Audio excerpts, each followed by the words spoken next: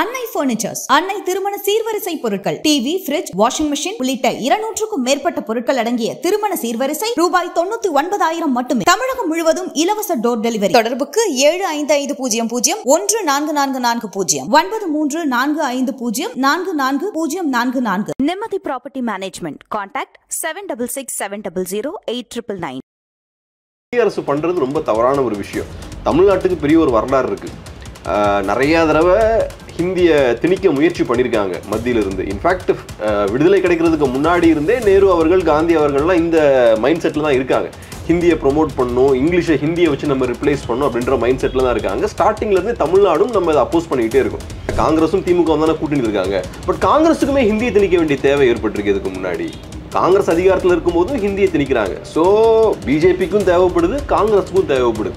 So ஏன் ரெண்டு பேருக்குமே ஹிந்தியை திணிக்க வேண்டிய தேவை ஏற்படுது அப்படின்னு நம்ம பார்க்கணும். ஸோ ஒன்று, அங்கே இருக்க தமிழர்களை நம்ம ஹிந்திக்காரங்களாக மாற்றுவோம். ரெண்டாவது, ஆட்டோமேட்டிக்காக நீங்கள் ஹிந்தியை உள்ள திணிச்சிட்டிங்கன்னா வெளியிலேருந்து நிறைய ஹிந்திக்காரங்க உள்ள வர ஆரம்பிச்சிருவாங்க. தமிழ்நாடுன்ற ஸ்டேட் இப்போ யூனிக்காக இருக்குல்ல, அந்த யூனிக்னஸை உடைக்கணும். அதை உடச்சி நார்த் இந்தியன் ஸ்டேட் மாதிரி நம்மளையும் மாற்றிடணும். அப்படி மாற்றியாச்சுன்னா ஆட்டோமேட்டிக்காக பொலிட்டிக்கலாக நீங்கள் இந்த ஸ்டேட்டை கேப்சர் பண்ணிடலாம். இப்போ மறைமுக ஹிந்தி திணிப்பு தான் நீங்கள் சொல்கிறீங்க. இது ஓப்பன் ஹிந்தி திணிப்பு நான் சொல்லுவேன். நீங்கள் சார் திணிக்கிறாங்கன்னு சொல்கிறீங்க. வாய்ப்பை கொடுக்கலாம். தமிழ் மூன்றாவது மொழியாக ஒரு வாய்ப்பு, அதை எதை வேணா படி. என்ன மொழி படிக்கணுன்றத இங்கே மக்கள், தமிழ் மக்களுக்கு என்ன தேவைன்றதை இங்கே இருக்கக்கூடிய எலெக்டட் கவர்மெண்ட் முடிவு பண்ணிக்கிட்டோம். தனியார் பள்ளியில் படிக்கிறாங்க, அதை முடிவு பண்ணிக்கிட்டோம். தனியார் பள்ளியில் படிக்கிறாங்களா, அது பாலிசி மேட்டர் கிடையாது. இப்போ நான் ஒரு ப்ரைவேட்டாக நான் ஒரு ஸ்கூல் ஆரம்பிக்கலாம், அந்த ஸ்கூலில் ஹிந்தி கற்றுக் கொடுக்கலாம். அது நீங்கள் ப்ரைவேட் பார்ட்டியை போய் நீங்கள் மிரட்ட முடியாது. அதே மாதிரி நீங்கள் போய் ஹிந்தி கற்றுக்கிறீங்கன்னா நீங்கள் கற்றுக்கூடாதுன்னு நான் சொல்ல முடியாது. ஆனால் கவர்மெண்ட் ஸ்கூல்ஸில் என்ன பாலிசி இம்ப்ளிமெண்ட் பண்ணுன்றதை நான் முடிவு பண்ணலாம். அரசு முடிவு பண்ணணும். ஆமாம், அரசு முடிவு பண்ணணும். இப்போ பிஜேபி சொல்கிற விஷயம் என்ன, தமிழ் மக்களுக்கு ஹிந்தி கற்றுக்கணுன்ற ஆசை இருக்குது, பட் டிஎம்கே அதை ஸ்டாப் பண்ணுறாங்க அப்படின்றதான பிஜேபியோட வாதம். நல்லது, அப்படி இருந்ததுன்னா அடுத்த எலெக்ஷனில் டிஎம்கேவை மக்கள் தூக்கி போட்டுருவாங்க. உங்கள் திட்டமே தேவைன்னு தூக்கி போடுங்க சார். அந்த திட்டமே வேணாம், நானும் வரல, வேணாம் போ, உன் காசு தூக்கிட்டு போன்னு சொல்லுங்க. அது சொல்கிறாங்க. அது அவங்க காசு இல்லை, அது நம்ம காசு. ஸோ அது நம்ம காசுனா அது நமக்கு வரணும். நம்ம டேக்ஸ் பண்ணுற கொடுக்குற பணத்தை தான் அவங்க நமக்கு திருப்பி கொடுக்குறாங்க. ஸோ அது நம்ம காசு. ஒரு பைசானாலும் அது இங்கே வரணும். நான் ஏற்கனவே சொன்னது மாதிரி ஒரு மக்கள் இயக்கமாக இருந்தீங்கன்னா, மக்களை நம்பி இருக்கக்கூடிய கட்சியாக நீங்கள் இருந்தீங்கன்னா அதெல்லாம் பண்ணலாம். பட் நீங்கள் பல ஆண்டுகள் பவரில் இருந்துட்டீங்க, உங்கள் கட்சி மெக்கானிசமே வீக் ஆயிருச்சு. திமுக இன்னைக்கு வீக்கான ஒரு பார்ட்டி தான். நீங்கள் எல்லாத்தையுமே பணத்தை செஞ்சுட்டு இருக்கீங்கன்னா நீங்கள் வீக்காக இருக்கீங்கன்னு அர்த்தம். ஓகே, நாளைக்கு உங்கள் எதிரி உங்களோட ஃபினான்ஷியல் சோர்ஸை மட்டும் ஸ்குவீஸ் பண்ணால் போது நீங்கள் காணாமல் போயிடுவீங்க.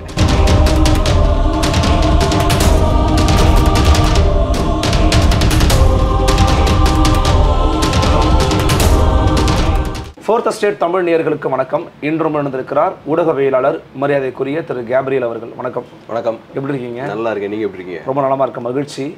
அண்மையில் நடந்துகிட்டு இருக்கிற சம்பவம் என்னன்னு பார்த்தீங்கன்னா, இந்த மும்மொழி கொள்கை தொடர்பான விவாதங்கள் தான். ட்விட்டர் யுத்தங்கள்லாம் நம்ம ஒரு பக்கம் ஒதுக்கி வச்சுட்டோம் அப்படின்னா, இது ரொம்ப முக்கியமான கருத்தியல் மோதலாக மாறிக்கிட்டு இருக்கு. ஒரு பக்கம் பாஜக நடுவண் அரசு என்ன சொல்கிறாங்கன்னா, சமக்கர சிக்ஷாவுக்கு நாங்கள் நிதி கொடுக்கணும்னா நீ பிஎம்சியில் இருக்கிற இந்த விஷயத்தை அமல்படுத்துங்க அப்படின்னு சொல்கிறாங்க. இது ரெண்டுமே வெவ்வேறானது, தேவையில்லாமல் எங்களுடைய விஷயங்களை சீண்டி பார்க்காதீங்கன்னு நேற்று சிஎம்மும் சொல்லியிருக்கிறாரு. ஸோ யார் பண்ணுறது தவறுன்னு நினைக்கிறீங்க? இதை போகிற விதத்தை எப்படி பார்க்குறீங்க? அதான் இதில் ரெண்டு முக்கியமான பிரச்சனை. ஒன்று, மொழியை திணிக்கிறாங்க. ஸோ மும்மொழி கொள்கைன்னு வந்தாலே ஆட்டோமேட்டிக்காக ஹிந்திக்கு ப்ராமினன்ஸ் கிடைக்கும், ஹிந்தி மொழி தமிழ் மக்கள் மேலே திணிக்கப்படும். ஸோ இது ஒரு சிக்கல். ரெண்டாவது, அதை நீங்கள் ஏற்றுக்கலன்னா, நியூ எஜுகேஷன் பாலிசி நீங்கள் ஏற்றுக்கலன்னா உங்களுக்கு வர வேண்டிய பணத்தை நாங்கள் கொடுக்க மாட்டோம்னு சொல்கிறது, அது ரெண்டாவது பெரிய ஒரு சிக்கல். ஏன்னா அது நமக்கு வர வேண்டிய பணம், அது நம்மளோட டேக்ஸ் பணம் தான் அது. ஸோ நமக்கு வர வேண்டிய பணத்தை அவங்க கொடுக்காம நிப்பாட்டுறதும் பெரிய ஒரு சிக்கல். ஸோ இதில் ரெண்டு முக்கியமான ஒரு பிரச்சனைகள் இருக்கிறதா நான் பார்க்குறேன். குறிப்பாக மொழி திணிப்புன்னு வரும்போது லாங் ரன்னில் நமக்கு பெரிய பிரச்சனை. அது தமிழ்நாட்டோட எதிர்காலத்துக்கே அது பெரிய சிக்கலான ஒரு விஷயமா அமையும். அது மிகப்பெரிய ஒரு ஆபத்து. இது இந்த ரெண்டாவது சிக்கல், நம்ம ஃபண்ட்ஸை ஃப்ரீஸ் பண்ணுறாங்க இல்லையா, நம்ம கொடுக்காம, அது டெம்பரரியாக இப்போ இம்மீடியட்டான ஒரு பெரிய ஒரு சிக்கலாக பார்க்குறேன். ஸோ மத்திய அரசு பண்ணுறது ரொம்ப தவறான ஒரு விஷயம். தமிழ்நாட்டுக்கு பெரிய ஒரு வரலாறு இருக்குது.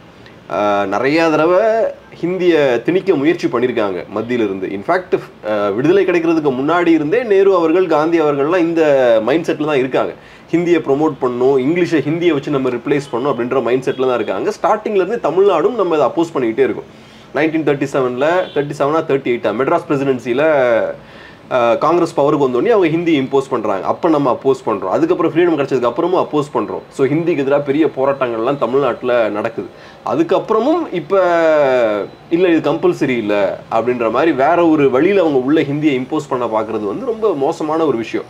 பட் நான் எப்படி பார்க்குறேன்னா, எல்லா மத்திய அரசுக்குமே ஏதோ ஒரு தேவை இருக்குது. அவங்களுக்கு ஹிந்தியை தமிழ்நாட்டில் திணிக்க வேண்டிய கட்டாயம் இருக்குது. ஒரு அரசியல் தேவை அவங்களுக்கு. என்ன அரசியல் தேவை இருக்க முடியும்? இது வந்து NEP இந்தியா தேசிய அளவில் எல்லா மாநிலங்களுக்குமே 3வது மொழியாக ஒரு மொழியை கொடுக்குறோம். கேரளாவா நீ தமிழை படிச்சுக்கியா, எதை வேணா படிச்சுக்க.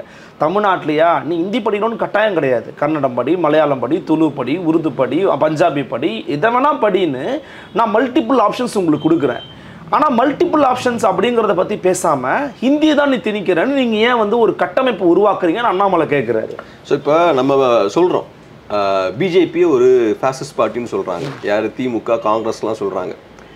ஸோ இப்போ டெக்னிக்கலாக காங்கிரஸ் நல்ல பார்ட்டி, அதான கணக்கு. ஏன்னா காங்கிரஸும் திமுக தானே கூட்டணி இருக்காங்க. பட் காங்கிரஸுக்குமே ஹிந்தியை திணிக்க வேண்டிய தேவை ஏற்பட்டிருக்கு. இதுக்கு முன்னாடி காங்கிரஸ் அதிகாரத்தில் இருக்கும்போதும் ஹிந்தியை திணிக்கிறாங்க. ஸோ பிஜேபிக்கும் தேவைப்படுது, காங்கிரஸுக்கும் தேவைப்படுது. ஸோ ஏன் ரெண்டு பேருக்குமே ஹிந்தியை திணிக்க வேண்டிய தேவை ஏற்படுது அப்படின்னு நம்ம பார்க்கணும். இப்போ ஹிந்தியை பொறுத்தவரை எப்படி பார்க்குறேன்னா, நார்த் இந்தியாவில் இருக்கக்கூடிய பவர்ஃபுல்லான நேஷனல் பார்ட்டிஸ்லாம் இருக்காங்க இல்லையா, அவங்க மோஸ்ட்லி எங்கே டாமினண்ட்டாக இருக்காங்கன்னு பாருங்களேன். ஹிந்தி ஹாட்லேண்டில் அவங்க பவர்ஃபுல்லாக இருக்காங்க. ஒரு காலத்தில் காங்கிரஸ் பார்ட்டி பவர்ஃபுல்லாக இருந்தாங்க, இன்றைக்கி பிஜேபி பவர்ஃபுல்லாக இருக்காங்க. ஹிந்தி ஹாட்லேண்ட்னு சொல்லும்போது எந்தெந்த மாநிலங்கள்லாம் ஹிந்தி அஃபிஷியல் லாங்குவேஜாக இருக்குன்னு நம்ம பார்ப்போம். ராஜஸ்தானாக இருக்கலாம், யூபியாக இருக்கலாம், பீகாராக இருக்கலாம், சத்தீஸ்கர், உத்தராகண்ட், இந்த மாதிரியான ஸ்டேட்ஸ்லலாம் பிஜேபி, காங்கிரஸ்லாம் ட்ரெடிஷ்னலாக ஸ்ட்ராங்காக இருக்காங்க. அதே போல் ஹிந்தியோட இன்ஃப்ளூயன்ஸ் எங்கெல்லாம் இருக்குது? குஜராத்தாக இருக்கலாம், மகாராஷ்டிராவாக இருக்கலாம், ஒடிசாவாக இருக்கலாம். இந்த மாதிரியான மாநிலங்களில் ஹிந்தியோட தாக்கம் ரொம்ப அதிகமாக இருக்குது. ஸோ அந்த ஸ்டேட்ஸ்லையும் பார்த்தோம்னா பிஜேபியால் ஈஸியாக பெனிட்ரேட் ஆக முடியுது, ரொம்ப ஸ்ட்ராங்காக இருக்க முடியுது. ஸோ இப்போ ஹிந்தி அப்புறம் ஹிந்துவிசம் இந்த மாதிரியான விஷயங்கள்லாம் எங்கே ஸ்ட்ராங்காக இருக்கோ அங்கே பிஜேபினால, காங்கிரஸால் ஸ்ப்ரெட் ஆக முடியுது. சிம்பிளாக சொல்லணும்னா ஒரு நேஷனல் ஃபோர்ஸால், நேஷனல் பொலிட்டிக்கல் ஃபோர்ஸால் அங்கெல்லாம் தான் ஸ்ப்ரெட் ஆக முடியுது.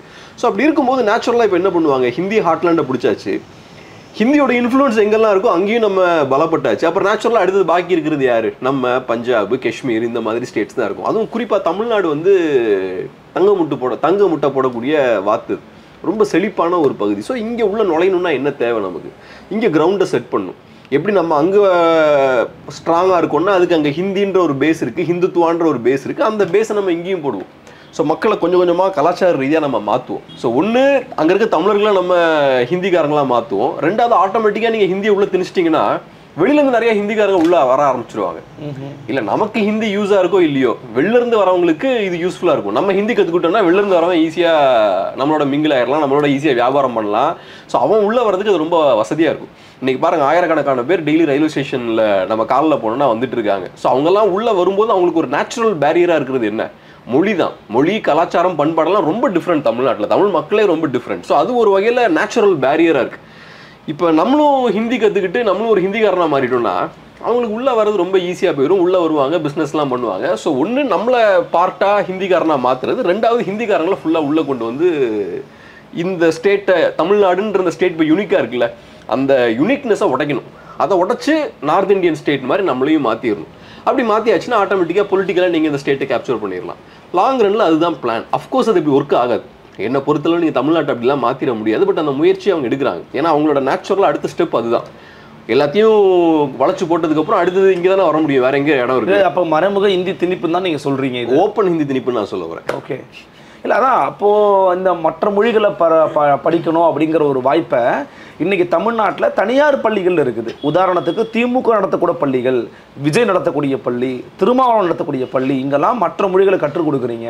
தனியார் பள்ளிகளில் இருக்கக்கூடிய மாணவர்களுக்கு வழங்கக்கூடிய வாய்ப்பை நான் என்னுடைய ஏழை அரசு பள்ளி மாணவர்களுக்கு வழங்கினா அதை தடுத்து நிப்பாட்டுறீங்க அப்படிங்கிற அண்ணாமலையுடைய வாதம் அப்படிங்கிறது எடுபடுகிறதா, எடுபடவே இல்லைன்னு நினைக்கிறீங்களா? நான் பிஜேபி இங்கே இஷ்யூவை டைவர்ட் பண்ணுறாங்கன்னு பார்க்குறேன். இங்கே இஷ்யூ என்ன? மத்திய அரசு ஹிந்தியை தமிழ்நாட்டில் திணிக்கிறாங்க. தமிழ்நாட்டில் இருக்கக்கூடிய மாணவர்கள், அரசு பள்ளிகளில் படிக்கக்கூடிய மாணவர்கள் என்ன மொழியில் படிக்கணுன்றதை மத்திய அரசு தீர்மானிக்கிறாங்க. அது வேண்டாம்னு வாய்ப்பு கொடுக்குறாங்கன்றாங்க சார். நீங்கள் சார் திணிக்கிறாங்கன்னு சொல்றீங்க, வாய்ப்பை கொடுக்குறாங்க. தமிழ் மூன்றாவது மொழியாக ஒரு வாய்ப்பு, அதை எதை வேணா படி. என்ன மொழி படிக்கணுன்றத இங்கே மக்கள், தமிழ் மக்களுக்கு என்ன தேவைன்றதை இங்கே இருக்கக்கூடிய எலெக்டட் கவர்மெண்ட் முடிவு பண்ணிக்கிட்டோம். தனியார் பள்ளியில் படிக்கிறாங்க, அதை முடிவு பண்ணிக்கிட்டோம். தனியார் பள்ளியில் படிக்கிறாங்கன்னா அது பாலிசி மேட்டர் கிடையாது. இப்போ நான் ஒரு ப்ரைவேட்டாக நான் ஒரு ஸ்கூல் ஆரம்பிக்கலாம், அந்த ஸ்கூலில் ஹிந்தி கற்றுக் கொடுக்கலாம். அது நீங்கள் ப்ரைவேட் பார்ட்டியை போய் நீங்கள் மிரட்ட முடியாது. அதே மாதிரி நீங்கள் போய் ஹிந்தி கற்றுக்குறீங்கன்னா நீங்கள் கற்றுக்கூடாதுன்னு நான் சொல்ல முடியாது. ஆனால் கவர்மெண்ட் ஸ்கூல்ஸில் என்ன பாலிசி இம்ப்ளிமெண்ட் பண்ணணுன்றதை நான் முடிவு பண்ணலாம். அரசு முடிவு பண்ணணும். ஆமாம், அரசு முடிவு பண்ணணும். அரசு யாரோட ரெப்ரசன்டேட்டிவ்? தமிழ் மக்களோட ரெப்ரசன்டேட்டிவ். இப்போ தமிழ் மக்கள் பெரும்பான்மையானவர்கள் எங்களுக்கு ஹிந்தி வேணும்னு சொல்கிறாங்கன்னா ஓகே, ஹிந்தி கற்றுக்கலாம் நம்ம. ஸோ இப்போ பிஜேபி சொல்கிற விஷயம் என்ன? தமிழ் மக்களுக்கு ஹிந்தி கற்றுக்கணுன்ற ஆசை இருக்குது, பட் டிஎம்கே அதை ஸ்டாப் பண்ணுறாங்க அப்படின்றது தானே பிஜேபியோட வாதம். நல்லது, அப்படி இருந்ததுன்னா அடுத்த எலெக்ஷனில் டிஎம்கேவை மக்கள் தூக்கி போட்டுருவாங்க. ஏன்னா டிஎம்கே எங்கள் விருப்பத்துக்கு எதிராக செயல்படுறாங்க, பிஜேபி தான் எங்களோட விருப்பத்தை பிரதிபலிக்கிறாங்க. ஸோ நாங்கள் பிஜேபிக்கே ஓட்டு போடுறோம், அடுத்த எலெக்ஷனில் பிஜேபி ஓட்டு போட போகிறாங்க. ஜனநாயகம் இப்படி தானே ஃபங்க்ஷன் ஆகும். பட் நீங்கள் திணிக்காதீங்க. இன்னைக்கு திமுகவும் சரி மற்ற கட்சிகளும் சரி எல்லாருமே ஹிந்திக்கு எதிராக இன்னைக்கு நிற்கிறாங்கன்னா களத்தில், அதுக்கான காரணம் என்னன்னா தமிழ் மக்களுக்கு ஹிந்தி வேண்டான்ற மனநிலை இருக்கு. இன்னைக்கு மட்டும் மக்கள் ஹிந்தி வேணும்னு நினைச்சாங்கன்னா இந்த கட்சிகள்லாம் ஒரு செகண்ட் கூட யோசிக்காம ஹிந்தி உள்ள கொண்டு வந்துருவாங்க. இங்க இருக்கக்கூடிய கட்சிகளுக்குலாம் பெரிய தமிழ் பற்றும் கிடையாது, எந்த பற்றும் கிடையாது. ஓட்ஸ் கிடைக்கும்னா என்னென்னவும் பண்ணுவாங்க. ஸோ ஹிந்தியை உள்ள கொண்டு வந்தா வாக்கு கிடைக்கும்னா உள்ள கொண்டு வந்துருவாங்க. இன்னைக்கு அவங்களுக்கு தெரியும் ஹிந்தியை உள்ள கொண்டு வந்தோம்னா நாளைக்கு நம்ம கட்சியே இருக்காதுன்னு தெரியும். அதனால தான் அவங்க ஹிந்திக்கு எதிராக நிற்கிறாங்க களத்தில்.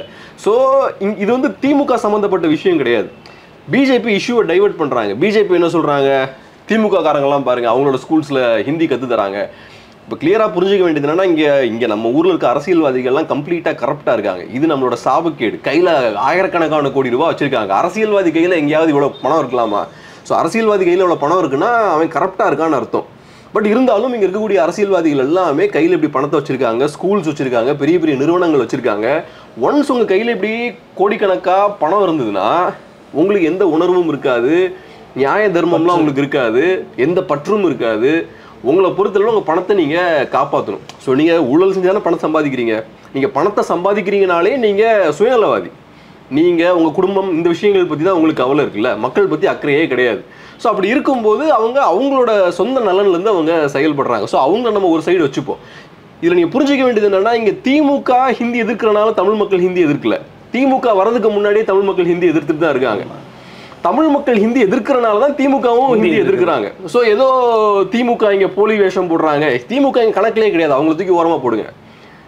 திமுக அஃப்கோர்ஸ் அவங்களோட ஸ்கூல்ஸில் திமுக அவங்களோட ஸ்கூல்ஸில் ஹிந்தி கற்றுறாங்கன்னா அது போலித்தனம். ஆனால் மக்கள் தவறுங்கிறீங்க. கண்டிப்பாக தவறு அது. இப்போ என்ன பொறுத்தவரை என்னோட விருப்பம் என்னன்னா, ப்ரைவேட் ஸ்கூல்ஸ்லையுமே தமிழ் கற்றுக் கொடுத்தா நல்லது. தமிழ் வந்து இப்போ இங்கிலீஷ் எடுத்துப்போம். இன்னைக்கு பிரைவேட் ஸ்கூல் தமிழ் இல்லவே இல்லைன்றீங்களா? நிறைய பிரைவேட் ஸ்கூல்ஸ்ல அப்படி இருக்குன்றாங்க. எனக்கு பெருசாக நான் அந்த எஜுகேஷன் விஷயங்களை பெருசாக ஃபாலோ பண்ணதில்லை. பட் என் ஃப்ரெண்ட்ஸோடலாம் பேசும்போது நிறைய பிரைவேட் ஸ்கூல்ஸ் இந்த மாதிரியான சிக்கல்கள்லாம் இருக்கு, தமிழ் கம்ப்ளீட்டாக சைட்லைன் பண்ணப்படுதுன்றாங்க. ஒரு மொழின்றது ஒரு மக்களுக்கு ரொம்ப அவசியம். மொழி அப்புறம் கலை, பண்பாடு, கலாச்சாரம், வரலாறு, இந்த விஷயத்தெல்லாம் நம்ம பாதுகாக்கணும். அதுவும் மொழிக்குள்ளே இந்த எலிமெண்ட்ஸ் எல்லாமே ஒழிஞ்சிருக்கு. மொழிக்குள்ளே வரலாறு ஒழிஞ்சிருக்கு, மொழிக்குள்ளே கலை பண்பாடெல்லாம் ஒழிஞ்சிருக்கு. ஸோ நீங்கள் மொழியை அழிச்சிங்கனால ஆட்டோமேட்டிக்காக எல்லாமே காலி ஆகிரும். நம்ம வந்து அப்படியே ஒரு மரத்தை வேரோட பிடுங்கி எரிஞ்ச மாதிரி ஆகி போயிடும். அதுக்கப்புறம் உங்களுக்கு எந்த அடையாளமும் இருக்காது. ஸோ அதை வந்து ப்ரொடெக்ட் பண்ண வேண்டிய கட்டாயம் நமக்கு இருக்குது. இதெல்லாம் தெரிஞ்சு தான் அவங்களும் இந்த விஷயங்கள்லாம் பண்ணுறாங்க. இது ரொம்ப சீரியஸான மேட்டர். ஸோ இப்போ இன்னொரு தியரி என்னென்னா, இது ஒரு பொலிட்டிக்கல் கேம் தான் அது. ஆமாம், என்னன்னா இப்போ இன்னொன்று இருக்குது. இது வந்து திமுகவும் பிஜேபியும் பாருங்கள் கண்டினியூஸாக லைம்லைட்டில் இருக்கிறாங்க. ஒரு பக்கம் பிஜேபி டிஎம்கே அடிக்கிறாங்க, டிஎம்கே பிஜேபி அடிக்கிறாங்க. அதுவும் அது கோர் இஷ்யூவை டைவெர்ட் பண்ணுற மாதிரியாக தான் இது வந்து டேக்கிளே பண்ணிக்கிட்டு இருக்காங்க. அப்போ இது என்னன்னா, ஒரு வகையில் ஒரு பொலிட்டிக்கல் ட்ராமா. 2000 கோடி இல்லையா உங்கள்கிட்ட, 2100 கோடி இல்லையா? நம்ம தமிழ்நாட்டினுடைய பள்ளிகளுடைய பட்ஜெட் போன ஆண்டு 44,000 கோடி. 44,000 கோடி வச்சிருக்கிற தமிழ்நாடு அரசால் ஒரு 2,000 கோடி கொடுங்க, எங்களால் ஸ்கூலில் இருக்கிற டீச்சர்ஸ்க்கு வந்து பே பண்ண முடியல அப்படின்னு சிஎம் லெட்டர் எழுதுறாருன்னா நம்புற மாதிரியா இருக்குது இது. இப்போ இந்த 2000 கோடி ரூபா விஷயத்தை பொறுத்தளவில் ஒரு பைசாவாக இருந்தாலும் அது நம்ம உரிமை. நம்ம வந்து சண்டை போட்டு தான் அதை வாங்கணும். உங்கள் திட்டமே தேவைன்னு தூக்கி போடுங்க சார். அந்த திட்டமே வேணாம், நானும் வரல, வேணாம் போ, உங்க காசு தூக்கிட்டு போன்னு சொல்லுங்க. அது சொல்றாங்க. அது அவங்க காசு இல்லை, அது நம்ம காசு. ஸோ அது நம்ம காசுனா அது நமக்கு வரணும். நம்ம டேக்ஸ் பண்ணுற கொடுக்குற பணத்தை தான் அவங்க நமக்கு திருப்பி கொடுக்குறாங்க. ஸோ அது நம்ம காசு. அது ஒரு பைசானாலும் அது இங்கே வரணும். ஸோ அந்த 2000 கோடி ரூபாலாம் சும்மாலாம் கொடுத்துட முடியாது. அப்படி கொடுத்துட்டு இருந்தோம்னா ஒவ்வொரு இடத்துலையும் நம்ம கொடுத்துக்கிட்டே இருப்போம். ஏற்கனவே திமுக கவர்மெண்ட் ஸ்டார்டிங்கில் வந்தப்போ டெவல்யூஷனில் நிறைய பிரச்சனை இருக்குன்னாங்க. நாங்கள் நிறைய பணம் கொடுக்குறோம், எங்களுக்கு கம்மியான பணம் வருது, யூபி கம்மியாக பணம் கொடுக்குறாங்க, நிறைய பணம் போகுது, குவாய்ட்டாக இருக்கீங்க, இப்போ அதை பற்றி பேச மாட்டேங்கிறீங்க. அப்போ பணத்தை விட்டுட்டு இருக்கீங்க. இதை நான் சொல்ல, நீங்க சொல்றீங்க. ஸோ உங்க லாஜிக் படி பார்த்தா பணத்தை நீங்க இழந்துட்டு தான் இருக்கீங்க. அதே மாதிரி ஏன் நம்ம நிறைய கரண்ட் பில் பே பண்றோம்னா உதயமின் திட்டம்ன்றீங்க. கேட்டா அது ஏடிஎம்கே பீரியட்ல கொண்டு வந்ததுன்னு கையெழுத்து போட்டாங்க. ஆனா நீங்க என்ன பண்றீங்க, அதை அக்செப்ட் பண்ணிக்கிறீங்க, குவைட்டா இருக்கீங்க. ஸோ நம்ம பணத்தை இழந்துட்டு இருக்கோம். ஜிஎஸ்டியில பிரச்சனை இருக்குன்றீங்க. ஸோ நம்ம பணத்தை இழந்துட்டு இருக்கோம். இப்படி ஒவ்வொரு இடத்துலையும் நம்ம பணத்தை விட்டுட்டு இருக்க முடியாது. தமிழ் மக்களுக்கு சொந்தமான பணம், தமிழ் மக்களோட நலன்கள் இங்கே பாதுகாக்கப்படணும். அது ஸ்டேட் கவர்மெண்ட்டோட வேலை. இங்கே பிரச்சனை என்னன்னா, திமுக ஸ்டார்டிங்ல எல்லாம் பயங்கரமாக பேசுவாங்க, நீட் இஷ்யூ மாதிரி தான், அப்படி இப்படி நாங்கள் கொண்டு வந்துடுவோம், முடிச்சிருவோம், சண்டை போடுவோம்லாம் சொல்லுவாங்க. கடைசியில் பார்த்தோம்னா மெதுவாக சைலண்டாக கொஞ்ச நாள் கழிச்சு அதை மறந்து அப்படியே ஓரமாக தள்ளிடுவாங்க. அதை விட பெரிய ஒரு ஆர்டிஃபிஷியலான ஒரு பிரச்சனையை அப்புறம் கிளப்புவாங்க. இன்னைக்கு நமக்கு பிரச்சனை நீட் கிடையாது, ஃபேசிசம் தான். அது ஒரு செயற்கையான ஒரு இவங்களா உருவாக்குன ஒரு பெரிய ஒரு பிம்பம் அது. ஆமா, ஏன்னா இப்போ திமுகவை பொறுத்தளவில் அவங்களோட நிர்வாகம் ரொம்ப மோசமாக இருக்குது. திமுக ஹைலி கரப்ட் பார்ட்டி. ஸோ இப்போ திமுகவுக்கு மக்கள் ஓட்டு போடணும்னா திமுகவை விட பெரிய எதிரியை நீங்கள் உருவாக்கணும். அந்த பெரிய எதிரி நீங்கள் காட்டினாதான் மக்கள் சரி இதுக்கு இங்கேயே ஓட்டு போட்டுக்கலாம் அப்படின்னு வருவாங்க. ஸோ பிஜேபி மிகப்பெரிய ஒரு ஃபேசிஸ்ட் கட்சி பாருங்க அப்படின்னு நீங்கள் அந்த பிம்பத்தை நீங்கள் காட்டும்போது மக்கள் வந்து திமுக பக்கம் ஓட் போடுவாங்க. அதே மாதிரி வரேன், அது ஃபேக்டா இருக்கலாம், கண்டிப்பா இருக்கலாம். ஆனா திமுக அதுக்கு சொல்யூஷன் கிடையாது. பிஜேபி எதிர்க்கிற சக்திலாம் திமுகவுக்கு கிடையாது. ஒரு நிஜமாவே பிஜேபி ஒரு ஃபாசிஸ்ட் பார்ட்டியா இருந்தால் அதை சண்டை போடுறதுக்கான ஆள் திமுக கிடையாது. அதுக்கு மக்கள் இயக்கத்தை நம்ம பில்ட் பண்ணணும். அதே மாதிரி தான் இதுவும். மொழிக்கு ஒரு பெரிய ஆபத்து ஏற்பட்டிருக்கு, மொழியை நாங்கள் தான் காப்பாற்ற போறோம் அப்படின்னு ஒரு பெரிய ஒரு சேலஞ்சை கையில் எடுத்திருக்காங்க. இங்கேயும் திமுக சொல்யூஷன் கிடையாது. நான் சொல்றேனேங்க, ஒரு கரப்டான பார்ட்டினால நியாயமான பெரிய விஷயங்களை கையில் எடுத்து சண்டை போட முடியாது. இன்னைக்கு திமுகனால அதிமுகனால ஒரு 2000 பேர் களத்தில் இறக்க முடியாது. இன்னைக்கு அவங்க பப்ளிக் மீட்டிங் நடத்துறாங்க, சேர்ஸ்லாம் தூக்கிட்டு போறாங்க, வாழைத்தாரெல்லாம் எடுத்துட்டு போறாங்க, இதற்கு பழங்களெல்லாம் தூக்கிட்டு போறாங்க, வரதுக்கே காசு வாங்கிட்டு தான் வராங்க. ஸோ இப்படிப்பட்ட ஆட்களால பெரிய ஒரு மக்கள் இயக்கத்தை பில்ட் பண்ண முடியாது. ஒரு டீசென்டான மக்கள் இந்த கூட்டத்தில் வந்து நிற்பாங்களா? நாளைக்கே நீங்க ஒரு பெரிய ஒரு போராட்டம் நடத்துறீங்க, ஹிந்தி திணிப்புக்கு எதிராக ஒரு பெரிய போராட்டம் நடத்துறீங்க, டீசென்டான மக்கள் இந்த கூட்டத்தில் வந்து நிற்பாங்களா?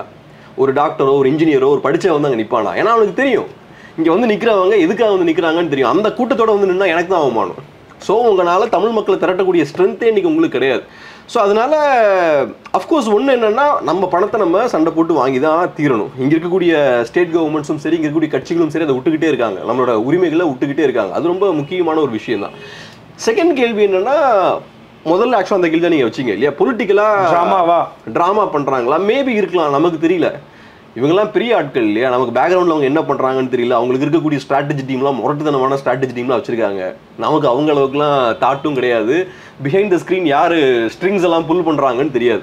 பட் நான் சொன்னது போல் இது நம்மளோட ஃபியூச்சர் சார்ந்த விஷயம், நம்மளோட குழந்தைகள் சார்ந்த விஷயம். நமக்கு தமிழ்நாடு முக்கியம். நம்ம அடிமடியில் கை வைக்கிறாங்க. ஆமாம், இப்போ ஒரு மண்ணில் ஒரு நாட்டில் வாழக்கூடிய மக்களில் ஒரு குறிப்பிட்ட சில பேர், ஒரு 3-4% மக்கள் வந்து அவங்களுக்கு மண் மேலே பற்று இருக்காது, அந்த மண்ணோட கனெக்ஷன் இருக்காது.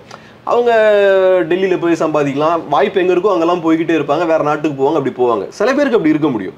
பட் ஒரு நாட்டில் இருக்கக்கூடிய மெஜாரிட்டி மக்கள் அந்த மாதிரி இருக்க முடியாது. ஸோ தமிழ்நாட்டை நம்ம பாதுகாக்கணும், தமிழ் மண்ணை பாதுகாக்கணும், தமிழ்நாட்டு பொருளாதாரத்தை நம்ம பாதுகாக்கணும். இதெல்லாம் பாதுகாத்தாதான் ஃபியூச்சரில் இதை நம்ம நெக்ஸ்ட் ஜென்ரேஷனுக்கு நம்ம பாஸ் பண்ண முடியும். இங்கே இருக்கக்கூடிய 95% மக்களுக்கும் டெல்லியில் வேலை கிடைக்க போகிறது கிடையாது, அமெரிக்காவில் வேலை கிடைக்க போகிறது கிடையாது. ஸோ நம்ம இந்த மண்ணை சார்ந்து தான் இருக்க போகிறோம். அதனால நம்ம இதை ப்ரொடெக்ட் பண்ணணும். அதனால நம்ம ரிஸ்க் எடுக்க முடியாது. இவன் டிராமா பண்றானா என்னன்னு எனக்கு தெரியல, ஆனா நம்ம பாதுகாத்தா கவனமா இருக்கணும் இந்த இஷ்யூல. ஸோ அதுதான் முக்கியம். டிராமா பண்றாங்களான்னா அதுக்கு மேபி வாய்ப்பு இருக்கு. நான் ஏன் அதை சொல்றேன்னா, இப்ப இருக்கக்கூடிய அரசியல் சூழல் என்னன்னா, திமுகவோட அரசியல் நலனும் பாஜகவோட அரசியல் நலனும் பேரலா போயிட்டு இருக்கு இப்ப. ஓகே, ஸோ ரெண்டு பேரோட அரசியல் நலனும் ஒன்னா இருக்கு. எதை வச்சு நான் அதை சொல்கிறேன்னா, இப்போ போன எலெக்ஷனில் பார்த்தோன்னா ஏடிஎம்கே ஓட்ஸை வந்து பிஜேபி ஸ்பிளிட் பண்ணுறாங்க, ஏடிஎம்கேவை காலி பண்ணுறாங்க. ஏடிஎம்கேவை காலி பண்ணால் பிஜேபிக்கும் பெனிஃபிஷியலாக இருக்குது. பிஜேபியோட அலைன்ஸுக்கு 17% ஓட்டு வந்துருச்சு, அது திமுகவுக்கு பெனிஃபிஷியலாக இருக்குது. ஸோ இப்போ இந்த இடத்துல பார்க்கும்போது ஏடிஎம்கேவை சைட்லைன் பண்ணிவிட்டு பிஜேபியை தமிழ்நாட்டில் வளர விட்டா அது திமுகவுக்கு நல்லது. ஒரு வகையில் பொலிட்டிக்கல், என்னுடைய ஐடியாலஜிக்கல் எனிமையா நான் பிஜேபியை பார்க்குறேன், கருத்தியல் எதிரியை நான் வந்து வீழ்த்தணும்னு திமுக பிரச்சாரம் பண்ணால் அது ஒரு வாய்ப்பாக அமையுன்றீங்க. பப்ளிக்கில் எப்படி பேசிக்கலாம், பப்ளிக்கில் இங்கே பாருங்க இங்கே ஃபேசிசம்க்கு எதிராக சண்டை போடுறோம் அது இதெல்லாம் சொல்லிக்கலாம். சைடில் பிஜேபி வளர்ந்துக்கிட்டு தான் இருக்க போகிறாங்க. அது ஒரு ஆபத்து தானே? ஆபத்து தான். ஆக்சுவலாக 24ல் திமுக தான் பிஜேபி வளர்த்து விட்றாங்க. திமுக 24ல் கான்ஷியஸாக ஒரு ஸ்டாண்ட் எடுக்கிறாங்க, ஒரு பொலிட்டிக்கல் அப்ரோச் எடுக்கிறாங்க. அவங்க என்ன பண்ணுறாங்க, அதிமுக எங்களுக்கு எதிரி கிடையாது, களத்தில் எங்களுக்கு எதிரி வந்து பிஜேபி தான். ஆனா உண்மையான ரியாலிட்டி என்ன? தமிழ்நாட்டுல செகண்ட் பிகஸ்ட் பார்ட்டி ஏடிஎம்கே. களத்துல நீங்க யாருக்கு எதிராக சண்டை போட போறீங்க? அதிமுகவுக்கு எதிராக. ஆனா டிஎம்கே கிரியேட் பண்ண பிம்பம் என்ன? நாங்க சண்டை போடுறது பிஜேபியோட அப்படின்ற மாதிரி ஒரு இமேஜை கிரியேட் பண்றீங்க. பிஜேபி எதிர்ப்பு மட்டும்தான் நீங்க கையில் எடுக்கிறீங்க. அதிமுகன்ற ஒரு கட்சியே இல்லாத மாதிரி அவங்கள ஓரம் கட்டிட்டீங்க. ஸோ அப்படி நீங்க செய்யும் போது ஆன்டி டிஎம்கே ஓட்ஸ் என்ன யோசிப்பாங்க? நிஜமாவே சண்டை பிஜேபிக்கும் திமுக போல. ஸோ நம்ம திமுகவை எதிர்க்கணும்னா பிஜேபிக்கு ஓட் போடுவோம் அப்படின்ற இடத்துக்கு வராங்க. ஸோ திமுக பண்ண இந்த வேலையால தான் பிஜேபியோட ஓட்ஸ் வந்து 17% இன்க்ரீஸ் ஆயிருக்கு. கூட்டணியோட பிஜேபி கூட்டணி பிஜேபி அலைன்ஸ் நான் சொல்றேன், என்டிஏ அலைன்ஸ் சொல்றேன். ஸோ அவங்களோட ஓட்ஸ் இப்போ 17 இன்க்ரீஸ் ஆயிருக்கு. பெரிய ஒரு நம்பர் அது. ஸோ பிஜேபியோட ஓட்ஸ் இன்க்ரீஸ் ஆகிறது திமுகவுக்கு நல்லது. அப்ப பிஜேபியோட நலனும் திமுகவோட நலனும் பொருந்தி போகுது. பிஜேபி வளருவது பிஜேபிக்கும் நல்லது, பிஜேபி வளருவது திமுகவுக்கும் நல்லது. அதிமுகவுக்கு தான் இது டேஞ்சர். ஸோ இப்போ இந்த இஷ்யூ எல்லாம் வரும்போது அதிமுக பல்ல கடிச்சிட்டு மாட்டிட்டு இருக்காங்க, என்ன பண்ணணும்னு தெரியாம. ஸோ அதிமுக கம்ப்ளீட்டா ஓரமா உட்கார வச்சுட்டாங்க. ஸோ அதனால ஏதோ ஒரு அண்டர்ஸ்டாண்டிங் இருக்கிறதுக்கு வாய்ப்பு இருக்கு. இதுல டிஎம்கேவோட அந்த அப்போஸ் பண்ணக்கூடிய விஷயங்களை எப்படி அனலைஸ் பண்றீங்க? நேற்று சிஎம் பேசும்போது கவனிச்சிங்களா? அதில் சொல்றாரு, வரியோடா இயக்கம் நடத்துவதற்கு ஒரு நொடி போதும், நான் வந்து அதை ஈஸியாக என்னால் வந்து பண்ணிட முடியும், ஆனால் வரியை கொடுத்து திருப்பி நாங்கள் வாங்குற இந்த கூட்டாட்சி தத்துவத்தை ஃபாலோ பண்ணணுங்கிறதுக்காக ரொம்ப அமைதியாக இருக்கிறோம்னு சொல்கிறாரு. ஆனால் இதே முக ஸ்டாலின் வருது 2018ஆம் ஆண்டு காவிரி விவகாரத்தில் நீங்கள் தொடர்ந்து தமிழ்நாட்டை வஞ்சித்தீங்க அப்படின்னா வரிகூட இயக்கத்தை நாங்கள் நடத்துவோம் அப்படின்னு சொல்லி பேசினார். அப்போ இந்த மூவ்ஸை வந்து ஒரு பேரளவில் தான் வந்து பார்க்கணுமா, இல்லை இதை அமல்படுத்த முடியாதுன்னு ஸ்டாலினுக்கும் தெரியும், ஸோ அது இப்படி தான் அவர் பேசுவாருன்னு எடுத்துக்கலாமா? அதை அமல்படுத்துகிற ஸ்ட்ரென்த்து டிஎம்கே கவர்மெண்ட்டுக்கு இருக்கான்னா என்ன பொறுத்த அளவில் கிடையாது. அந்த எக்ஸ்டென்ட்டுக்கு டிஎம்கே போவாங்களான்னா பண்ண மாட்டாங்கன்னு நினைக்கிறேன். ஏன்னா அது ஒட்டுமொத்த இந்தியாவுக்குமே ஒரு எக்ஸாம்பிளை செட் பண்ணும். நாளைக்கு மற்ற மாநிலங்களுக்கும் பிஜேபியோட பிரச்சனை இருந்ததுன்னா இதே அப்ரோச்சா கையில் எடுப்பாங்க. பண்ணலாம் தானே, உங்களுக்கு தானே ஆதரவு வர கிடைக்க போகுது. அதுக்கு என்ன தைரியம் உங்களுக்கு வேணும், ஸ்ட்ரென்த் வேணும்ல. நீங்க பண்ணலாம், நீங்க பண்ணா நான் உங்களை சப்போர்ட் பண்றேன். ஏன்னா நீங்க நல்ல காரியத்துக்காக அது பண்றீங்க. மொழியை, தமிழ் மொழியை காப்பாத்துறதுக்காகவும் ஹிந்தி திணிப்புக்கு எதிராகவும் நீங்க அதை பண்றீங்க. ஆனா நான் பண்ணிடுவேன்னு சொல்லாதீங்க, நீங்க பண்ணி காட்டுங்க. பண்ணி காட்டினா கண்டிப்பா நம்ம சப்போர்ட் பண்ண தான் போறோம். பட் என்னோட ஒப்பீனியன் என்னன்னா, அது பண்ணாங்கன்னா பேக்லாஷ் ஸ்ட்ராங்கா இருக்கும். ஏன்னா இது ஹோல் ஆஃப் இந்தியாவுக்கு ஒரு எக்ஸாம்பிள் செட் பண்ணும். நாளைக்கு மற்ற மாநிலங்களும் பண்ணுவாங்க, நாளைக்கு மம்தா பானர்ஜியும் பண்ணுவாங்க, நாளைக்கு அரவிந்த் கெஜ்ரிவாலும் பண்ணுவார், நாளைக்கு இங்கே பஞ்சாப்லையும் பண்ணுவாங்க, மற்ற ஸ்டேட்ஸ்லையும் பண்ணுவாங்க. ஸோ அது வந்து தப்பான ஒரு பிரசிடென்ட் அதை செட் பண்ணிடும். ஸோ அந்த அளவு பிஜேபிக்கு, ஆமா, பிஜேபி பாயிண்ட் ஆஃப் வியூல நான் சொல்றேன். அது ஆக்சுவலா தப்புன்னு நான் சொல்றேன். பிஜேபி பாயிண்ட் ஆஃப் வியூல சொல்றேன். புரியுது. ஸோ அவங்க இன்கேஸ் அதை பண்றாங்கன்னா ஸ்ட்ராங்கான பேக்லாஷ் வரும். நான் ஏற்கனவே சொன்னது மாதிரி ஒரு மக்கள் இயக்கமா இருந்தீங்கன்னா, மக்களை நம்பி இருக்கக்கூடிய கட்சியா நீங்க இருந்தீங்கன்னா அதெல்லாம் பண்ணலாம். பட் நீங்க வந்து பல ஆண்டுகள் பவர்ல இருந்துட்டீங்க, உங்க கட்சி மெக்கானிசமே வீக் ஆயிருச்சு. திமுக இன்னைக்கு வீக்கான ஒரு பார்ட்டி தான். இல்ல எந்த அடிப்படையில வந்து வீக்கன் ஆயிட்டு இருக்கிறாங்க இன்னைக்கு வந்து திமுக வீக்கன் ஆயிட்டு இருக்காங்கன்னு சொல்றீங்க? அவங்களால வந்து ஒரு அறிவாலயத்தில் கூட்டம் போட முடியுது, அறிவாலயத்தை தாண்டி வெளியில வந்து அவங்க சொல்லக்கூடிய செய்திகளை கொண்டு போய் பரப்ப முடிகிறது, அவங்களுக்கு ஒரு ஸ்பேஸ் பெருசாக தானே ஆகிட்டு இருக்கு. இப்போ ஒரு கட்சி ஸ்ட்ராங்காக இருக்குன்னா அதுக்கு என்னெல்லாம் அவசியம்? ஸோ ஒரு கட்சியோட பலத்தை வெளிப்படுத்தக்கூடிய விஷயங்கள்லாம் என்னெல்லாம்? ஒன்று ஸ்ட்ராங்கான லீடர்ஷிப் வேணும், அப்புறம் அந்த கட்சிக்கு நல்ல ஸ்ட்ராங்கான ஒரு பார்ட்டி அப்பாரட்டஸ் வேணும், அப்புறம் அந்த கட்சிக்கு நல்ல கேடர் பேஸ் வேணும், ஸ்ட்ராங்கான கேடர் பேஸ் வேணும். அடுத்து அந்த கட்சிக்கு ஐடியாலஜிக்கல் கோர் இருக்கணும், ஒரு நல்ல ஒரு சித்தாந்தம் அந்த கட்சிக்கு இருக்கணும், அது வைப்ரண்ட்டாகவும் இருக்கணும், சும்மா பேரளவில் இல்லாமல் ஸ்ட்ராங்காகவும் இருக்கணும். இதெல்லாம் திமுகவுக்கு இருக்குன்னு நினைக்கிறீங்களா? லீடர்ஷிப் எடுத்துப்போம். ஒரு காலத்தில் திமுகவில் என்ன மாதிரியான தலைவர்கள்லாம் இருந்தாங்க, எப்படிப்பட்ட பேச்சாளர்கள்லாம் இருந்தாங்க. இன்னைக்கு கூடிய திமுக தலைவர்கள் அந்த மாதிரி இல்லை. மோஸ்ட்லி எல்லாம் வாரிசுகளாக இருக்காங்க. பெரிய எக்ஸ்ட்ராடினரி கரிஸ்மேட்டிக்கான லீடர்ஸ்லாம் கிடையாது. ஏன்னா இப்போ ஒரு காலத்தில் பார்த்தோம்னா அவங்களோட டேலண்ட், அவங்களோட கரிஸ்மாவை யூஸ் பண்ணி அவங்க லீடர்ஸ் ஆனாங்க. ஸோ அதனால அவங்களுக்கு கரிஸ்மா இருந்தது. பட் இன்னைக்கு இருக்கக்கூடிய தலைவர்கள் பெரும்பான்மையான நிறைய பேர்னு வச்சுப்போமே, பார்த்தோன்னா அவங்க வாரிசுகளாக இருக்கிறனால அவங்க பவருக்கு வராங்க. ஸோ அப்படி இருக்கும்போது அவங்களுக்கு அந்த கரிஸ்மா, பெரிய ஒரு பேச்சாற்றல், இந்த விஷயங்கள்லாம் இல்லை. ஸோ ஒன்று கரிஸ்மேட்டிக்கான லீடர்ஷிப் இல்லை. ரெண்டாவது கேடர் பேஸ் இருக்கான்னு பார்த்தோன்னா அதுவும் பெருசாக இல்லை. என்ன ஆகும்னு பார்த்தீங்கன்னா, இப்போ ஒன்ஸ் லீடர்ஷிப் டைல்யூட் ஆக ஆரம்பிச்சிருச்சுன்னா கேடர்ஸ் பெருசாக வரமாட்டாங்க. கேடர்ஸ் யாருக்காக வருவாங்க? தொண்டர்கள் யாருக்காக வருவாங்க? தலைவருக்காக தான் வருவாங்க. தலைவர்கள் தான் தொண்டர்கள் இன்ஸ்பயர் பண்ணுவாங்க. ஒரு பெரிய சூப்பரான பேச்சாளர் அண்ணா மாதிரி ஒருத்தர் இருக்காருன்னா உடனே தலைவனுக்காக நான் போறேன்டான்னு வருவாங்க. இப்போ சீமானுக்குலாம் நிறைய கூட்டம் சேருதுன்னா அது தலைவருக்காக போகிறது. ஸோ ஒன்ஸ் வீக்கான தலைவர்கள் மேலே வர ஆரம்பிச்சிட்டாங்கன்னா தொண்டர்கள் வெளில வரமாட்டாங்க. அப்போ நீங்கள் என்ன பண்ணுவீங்க? காசு கொடுத்து வெளில வர வைப்பீங்க. ஸோ இன்னைக்கும் கேடர்ஸ் இருக்காங்க, பட் ஆனால் அவங்க not for the leaders, for the மணின்னு சொல்கிறீங்களா நீங்கள்? எனக்கு தெரிஞ்சு நான் பார்த்த அளவில் எலெக்ஷன் டைம்லலாம் பார்க்குறேன், கேம்பெயினுக்கு போகும்போதும் சரி, கூட்டத்துக்கு வரும்போதும் சரி, மீட்டிங்ஸ்க்கு வரும்போதும் சரி, எல்லாம் காசு கொடுத்து தான் கூப்பிட்டு வராங்க. கேம்பெயின் போகும்போதெல்லாம் காசு கொடுப்பாங்க. அதுக்கு இல்லைன்னா வெளில வரமாட்டாங்க. தலைவருக்காகலாம் வரல. ஓகே. ஸோ இப்போ ஒரு கேடர் வெளியில் வரணும்னா ஒன்று தலைவர், ரெண்டாவது கட்சியோட சித்தாந்தம். சித்தாந்தத்து மேலேயும் தொண்டனுக்கு பற்று இருக்கும். ஸோ இப்போ நான் என் டைமை வேஸ்ட் பண்ணிட்டு காசு வாங்காமல் நான் போய் ஒருத்தனுக்கு வேலை பார்க்குறேன்னா என் சொசைட்டிக்கு நல்லது நடக்கணும்னு ஒரு எண்ணம் எனக்கு இருக்கு. ஒரு சித்தாந்தத்துக்கு மதிப்பு கொடுத்து நான் களத்தில் இறங்குறேன். ஸோ ஒரு சித்தாந்தமும் இல்லை, நல்ல தலைவரும் இல்லைன்னா நான் எதுக்கு வெளில வரணும்? ஸோ அப்போ என்ன ஆகுதுன்னா பிஸ்னஸ் ஆகி போயிடுது. ஸோ காசை கொடுத்து நான் உள்ள ஆட்களை கூப்பிட்டு வருவேன். உங்களுக்கு இப்போ லீடர்ஷிப் இல்லை, ரெண்டாவது கேடர் பேஸ் இல்லை, காசு கொடுத்தா தான் ஆட்கள் இறங்குவாங்க அப்படின்ற ஒரு சூழல் ஏற்படுது. உங்களுக்கு ஐடியாலஜிக்கலாவும் நீங்க காம்ப்ரமைஸ் ஆயிட்டீங்க. நீங்க ஒன்ஸ் வாரிசுகள் எல்லாம் உள்ள கொண்டு வரீங்கனாலே உங்க ஐடியாலஜி எல்லாம் தூக்கி வெளில போட்டீங்கன்னு அர்த்தம். ஐடியாலஜி இருந்ததுன்னா வாரிசுகள் உள்ள வர முடியாது இல்ல. ஐடியாலஜி படி நீங்க செயல்படுறீங்கன்னா எந்த ஐடியாலஜியாவும் இருக்கட்டும், கம்யூனிசமா இருக்கட்டும், சோசியல் ஜஸ்டிஸா இருக்கட்டும், திராவிடமா இருக்கட்டும், ஐடியாலஜி படி நீங்க ப்ராப்பரா செயல்படுறீங்கன்னா வாரிசுகள் உள்ள வர முடியாது. இல்ல வாரிசுகள் ஐடியாலஜியை வந்து தூக்கி நிறுத்தலாமே. வாரிசுகளை உள்ள கொண்டு வரது உங்க ஐடியாலஜிக்கு எதிரானது இல்ல. சோசியல் ஜஸ்டிஸ்னா என்னங்க? எல்லாருக்கும் ஈக்குவலா வாய்ப்பு கிடைக்கணுன்றதுதான் சோசியல் ஜஸ்டிஸ். ஸோ அப்போ குறிப்பிட்ட சில ஃபேமிலிஸில் இருக்கக்கூடிய வாரிசுகள் மட்டும்தான் லீடர் ஆக முடியும்னா அது சோஷியல் ஜஸ்டிஸுக்கு அது எதிரான விஷயம் இல்லை. ஓகே, கம்யூனிசமுக்கு எதிரான விஷயம் தான், அம்பேத்கரியத்துக்கும் எதிரான விஷயம் தான், எல்லாத்துக்கும் எதிரான விஷயம். ஸோ நேச்சுரலாக நீங்கள் உங்களோட சுயநலத்துலேருந்து செயல்பட ஆரம்பிச்சிங்கன்னா, நான் என்னோட ஃபேமிலி என்னோட வாரிசுகள் நல்லா இருக்கும்னு நீங்கள் செயல்பட ஆரம்பிச்சிங்கன்னா உங்கள் கட்சி காலி ஆகிடும், உங்கள் ஐடியாலஜி காலி ஆகிடும். ஸோ அதெல்லாம் நீங்கள் தூக்கி வெளில போட ஆரம்பிச்சிருவீங்க. ஸோ அதனால ஐடியாலஜி கிடையாது, ஸ்ட்ராங்கான லீடர்ஷிப் கிடையாது, ஸ்ட்ராங்கான கேடர் பேஸ் கிடையாது, இதெல்லாம் இல்லை. இதெல்லாம் எப்படி நீங்கள் ரிப்ளேஸ் பண்ணுறீங்க? இதெல்லாம் காம்பன்சேட் பண்ணுறதுக்கு பணத்தை வச்சு நீங்கள் காம்பன்சேட் பண்ணுறீங்க. பெரிய பெரிய ஸ்ட்ராட்டஜி டீம்ஸை உள்ளே கொண்டு வரீங்க.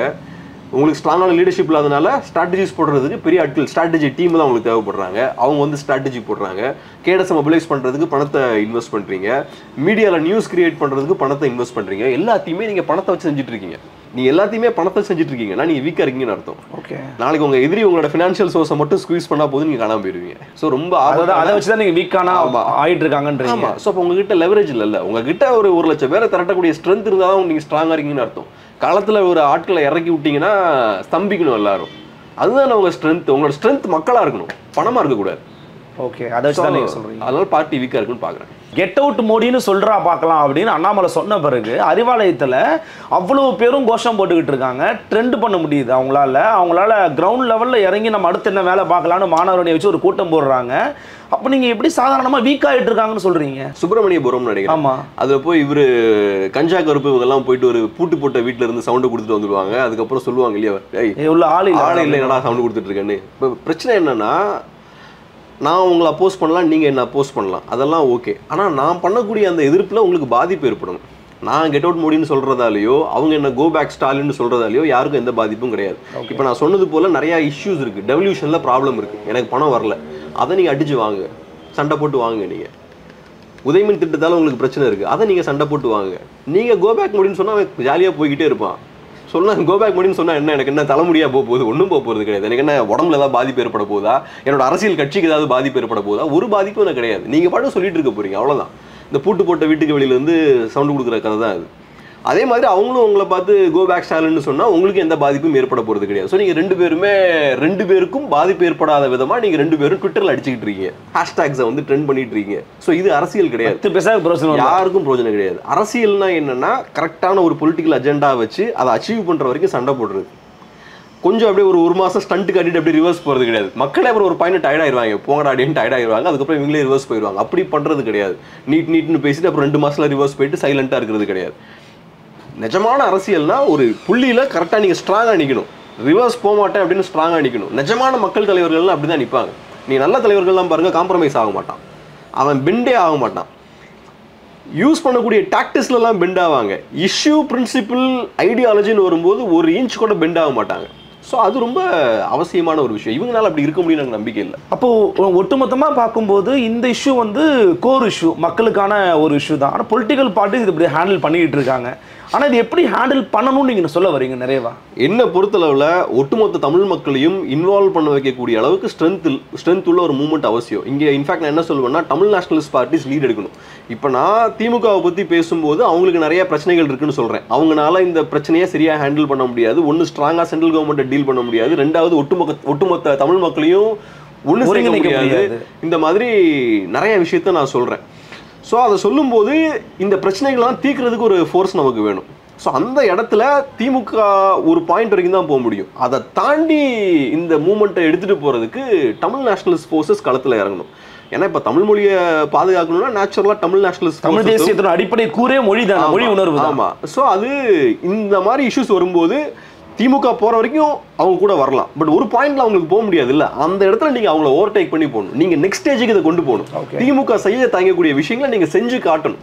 ஸோ மக்கள் முன்னாடி நீங்க ஒரு எக்ஸாம்பிளா இருக்கணும். இவங்களால இந்த விஷயத்தை செய்ய முடியல, நாங்க செஞ்சு காட்டுறோம் அப்படின்ற ஒரு இடத்துக்கு நீங்க அந்த மூவ்மெண்ட்டை தள்ளிட்டு போகணும். அதுதான் ஆக்கப்பூர்வமான ஒரு விஷயமா இருக்கும்னு நினைக்கிறேன். இன்ஃபேக்ட் இப்போ இந்த ட்ரெண்ட் எல்லாம் பண்றாங்க, அதெல்லாம் நல்ல விஷயம் தான்.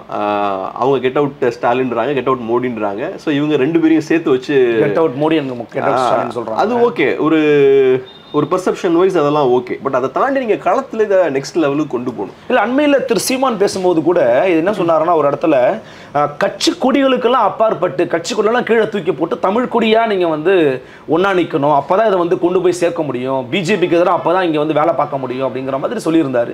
அது ஒரு ஒரு நல்ல ஒரு ப்ரொக்ரெசிவான மூவாக பார்க்குறீங்களா? கண்டிப்பாக. இப்போ தமிழர்களாக ஒன்று சேரணும் அப்படின்னு சொல்கிறது வந்து ரொம்ப ஈஸி, சொல்கிறது ஈஸி. ஆனால் தமிழர்களோட வரலாறு திரும்பி பார்க்கும்போது அதுதான் ரொம்ப கஷ்டமான ஒரு விஷயம். தமிழர்களுக்குள்ள ஏகப்பட்ட டிவிஷன்ஸ் இருக்குது. ஸோ இதெல்லாம் மீறி எல்லா தமிழர்களையும் ஒன்று சேர்க்கறது ரொம்ப கஷ்டமான விஷயம். பட் இருந்தாலும் இந்த மாதிரியான இஷ்யூஸ்லாம் வருது பாருங்கள், பெரிய பெரிய பிரச்சனைகள். ஒட்டுமொத்த தமிழ் மக்களுக்கும் பிரச்சனை வரும்போது தான் தமிழ் மக்கள் ஒன்று சேர வேண்டிய தேவையும் ஏற்படுது. ஸோ இப்போ நம்ம மொழியில் கை வைக்கிறாங்கன்னா அது ஒட்டுமொத்த தமிழர்களுக்கான பிரச்சனை. ஸோ அப்போ ஒட்டுமொத்த தமிழர்களும் ஒன்று சேர வேண்டிய வாய்ப்பும் இங்கே ஏற்படுது. ஸோ இந்த மாதிரியான வாய்ப்புகள்லாம் ஏற்படும் போது நீங்கள் சொல்கிற அந்த விஷயத்தை நம்ம செய்யக்கூடிய முயற்சிகளில் ஈடுபடணும். இந்த மாதிரி தமிழ் மொழிக்கு ஒரு பிரச்சனை வரும்போது ஜாதி மதம் இந்த விஷயங்களெல்லாம் மக்கள் மறந்துடுவாங்க. என்னோட வர்க்க முரண்களெல்லாம் நான் மறந்துட்டு நான் மொழி அப்படின்றதுக்காக வெளில வருவேன். ஜல்லிக்கட்டுன்னு வரும்போது அதை மற்றதெல்லாம் மறந்துட்டாங்க வந்தோம்ல. அந்த மாதிரி இந்த மாதிரியான பெரிய இஷ்யூஸ் வரும்போது ஒரு வாய்ப்பு கிரியேட் பண்ணும். அந்த வாய்ப்பை பயன்படுத்தி மக்களை ஆர்கனைஸ் பண்ணும். சிங்கிள் பாயிண்ட்ல லீடர்ஸ் வந்து காம்ப்ரமைஸ் ஆகாமல் ஸ்ட்ரைட்டாக மக்களை கொண்டு போகணும். இங்கே இருக்கக்கூடிய கமர்ஷியல் பார்ட்டிஸ் இருக்குது பாருங்க, அவங்க எங்கெல்லாம் பெண்ட் ஆகிறாங்களோ எங்கெல்லாம் காம்ப்ரமைஸ் ஆகிறாங்களோ அதை ஃபுல்லாக எக்ஸ்போஸ் பண்ணணும். எக்ஸ்போஸ் பண்ணுறது மட்டும் இல்லாமல் அவங்களையும் பெண்ட் ஆக விடாமல் அவங்களையும் ப்ரெஷர் பண்ணி புஷ் பண்ணணும். ஏன்னா அவங்க எல்லாம் கவர்மெண்ட் இருக்குது, கவர்மெண்ட் இன்ஸ்டியூஷனுக்கு ஒரு வேலை இருக்குது. ஸோ அவங்க மேலே நிறைய ப்ரெஷர் போடணும். இந்த மாதிரி நிறைய வேலைகள் இருக்குது. நிச்சயமா இதை பொறுத்து பல விதமான கருத்துக்களை பகிர்ந்துக்கிட்டீங்க. மிக்க நன்றி. நன்றி. நன்றி. சந்திக்கலாம். வணக்கம்.